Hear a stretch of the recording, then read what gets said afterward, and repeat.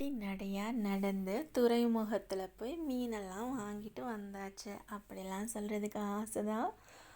ஆனால் என்ன பண்ணுறது, நான் இருக்கிற ஊரில் கடலும் கிடையாது, துறைமுகமும் கிடையாது. ஆனால் மீனுனா ரொம்ப உயிர்.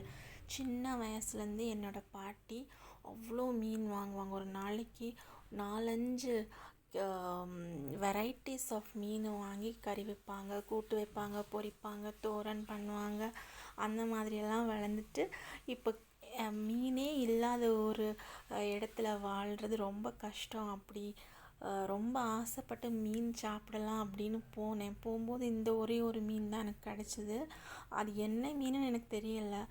ஆனால் ரொம்ப கஷ்டமாக இருந்தது க்ளீன் பண்ணுறதுக்கு. அவங்க க்ளீன் பண்ணி கொடுக்க மாட்டேன் அப்படின்னு சொல்லிட்டாங்க. பிகாஸ் நிறைய க்ளீன் பண்ணுறதா இருந்தால் நிறைய கஸ்டமர்ஸ் இருக்கிறாங்க, ரொம்ப லேட்டாகும் மேடம் அப்படின்னு சொன்னதுனால ஓகே நானும் எடுத்துகிட்டு வந்துட்டேன். ஆனால் என்னென்னா இதை க்ளீன் பண்ணுறதுக்குள்ளே என் கையெல்லாமே முள் குத்து வாங்கியாச்சு.